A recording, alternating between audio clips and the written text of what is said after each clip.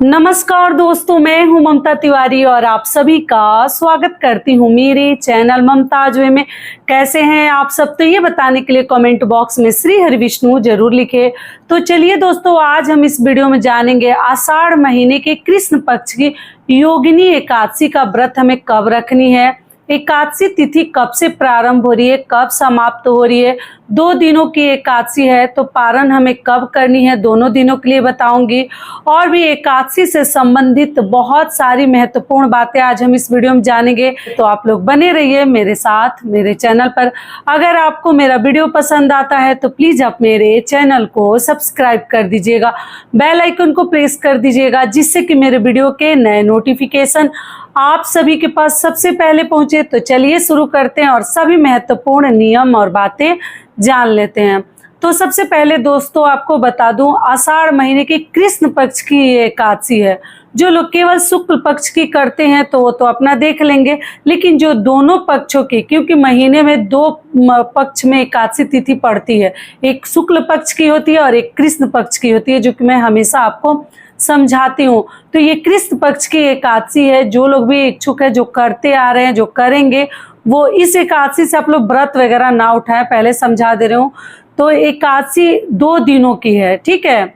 21 जून को बहुत सारे लोगों के मन में ये संशय की स्थिति बनी है कि एकादशी का व्रत हमें किस दिन रखनी चाहिए, 21 जून को रखें या 22 जून को रखें, शनिवार को रखें या रविवार को रखें, क्योंकि 21 जून को शनिवार पड़ रहा है। तो सबसे पहले दोस्तों बातों को ध्यान से समझिएगा। 2 दिनों की एकादशी है, ठीक निर्जला एकादशी के जैसा। किसी प्रकार के आपको संशय की स्थिति में नहीं पड़नी है।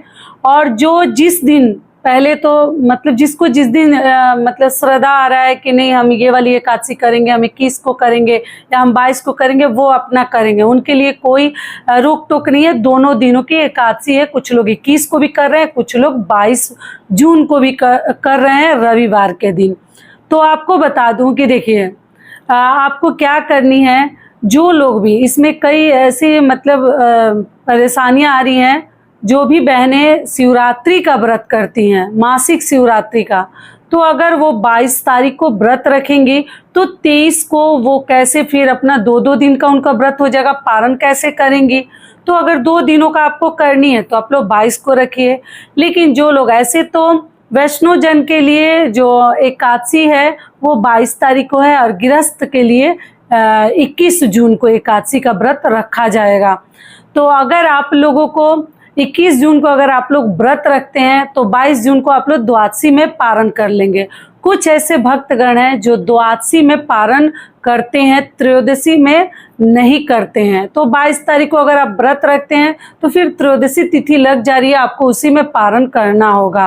रात में ही द्वादशी तिथि समाप्त हो जा रही है। तो आप लोग देख लीजिएगा, अगर आप लोग चाहे तो 21 को भी व्रत रख सकते हैं। अपने आसपास अपने घर परिवार में भी देख लीजिए लोग किस दिन कर रहे हैं, क्योंकि पहला व्रत हम लोग तो पहला ही रखते हैं। बाकी आप लोग, मैं किसी को मना भी नहीं करूंगी कि आप मत रखिए। आप लोग 21 को भी रख सकते हैं और 22 जून को भी रख सकते हैं। दोनों एकादशी का व्रत आधे आधे लोग ऐसे ही रख रहे हैं। कुछ राज्यों में 22 को रख रहे हैं, कुछ राज्यों में 21 को रख रहे हैं। आप किस दिन आपको मतलब मन में इच्छा हो रही है कि हम इसी दिन रखेंगे, उसी दिन रखिएगा। लेकिन जो लोग त्रयोदशी में पारण नहीं करते वो 21 को ही रख लें। और जो लोग त्रयोदशी मतलब 13 का व्रत करेंगे, प्रदोष का व्रत करेंगे, सोमवार का व्रत करेंगे, वो कैसे पारण करेंगे। सोमवार के दिन जो 22 तारीख को 22 जून को व्रत रखेंगे, रविवार को, वो सोमवार को पारण कैसे करेंगे। 2-2 दिनों का फिर उनका व्रत हो जाएगा। तो ये टोटल आपके ऊपर ये है, आप देख लीजिए कि आपको किस दिन की एकादशी करनी है। दोनों दिन की एकादशी सही है, आप चाहें तो किसी भी दिन कर सकते हैं, लेकिन हमसे पूछिए तो हम लोग 21 तारीख वाला ही करेंगे, ठीक है। आगे आप लोगों की अपनी इच्छा है। ये क्लियर हो गया। तो जो लोग शनिवार को व्रत रखेंगे वो रविवार को पारण करेंगे, और जो लोग रविवार को व्रत रखेंगे वो सोमवार को पारण करेंगे। अपने हिसाब से आप लोग बैठा लीजिएगा।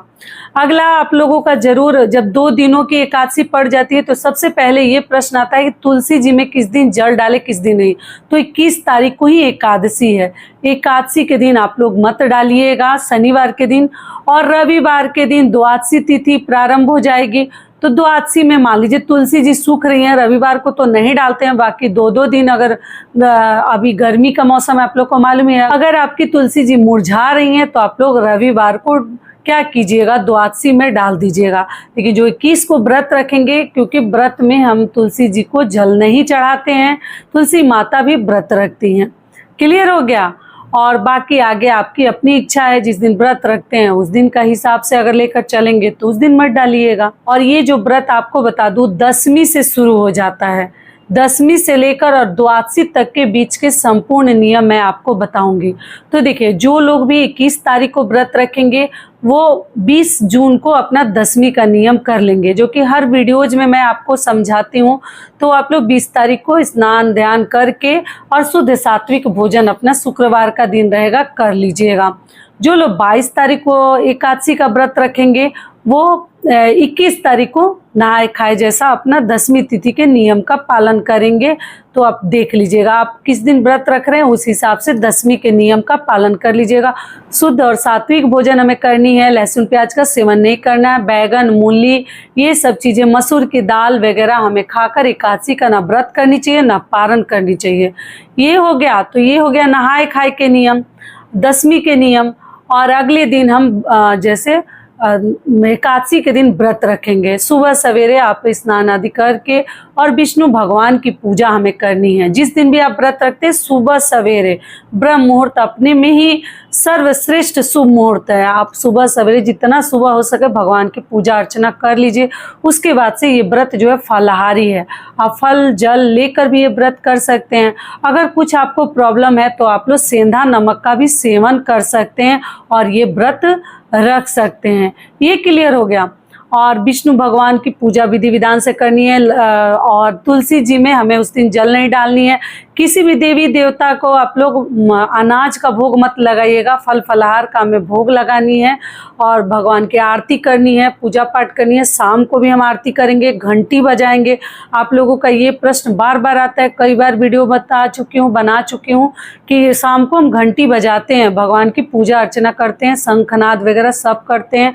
और विष्णु भगवान के भोग में आप लोग तुलसी पत्र जरूर डाल दीजिएगा। शनिवार का जो एकादशी का व्रत रखेंगे शनिवार के दिन वो पीपल पूजा भी कर सकते हैं।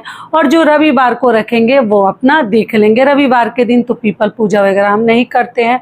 तो इस विधि से हम एकादशी का व्रत करेंगे। एकादशी व्रत में कुछ न कुछ अपने हाथों से 10-5 रुपए, फल फ्रूट जितना आपका सामर्थ्य कुछ न कुछ हमें व्रत में दान कर देनी चाहिए। अन्न का ना दान करनी चाहिए, ना भोग लगानी चाहिए और ना हमें सेवन करनी चाहिए। ये क्लियर हो गया। और द्वादशी के दिन हम फिर से सुबह सवेरे उठकर साफ स्वच्छ वस्त्र धारण करके और विष्णु भगवान की हम पूजा करेंगे। पूजा अर्चना करने के बाद जो लोग 21 तारीख को 21 जून दिन शनिवार को व्रत रखेंगे वो जो है रविवार को देर से पारण करेंगे, दोपहर में करेंगे, क्योंकि हरिवासर लगने की वजह से आप लोग दोपहर में पारण कीजिएगा। और जो लोग 22 जून को व्रत रखेंगे वो 23 जून को सुबह सवेरे, आपको मैं टाइमिंग बता दूंगी, सूर्योदय के बाद 8 बजे से पहले आप लोग पारण कर लीजिएगा।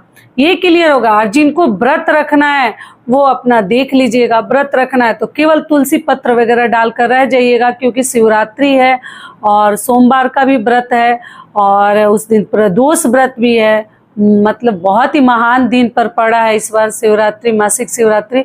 तो आप लोग देख लीजिएगा। तो इस विधि से भी आप कर सकते हैं।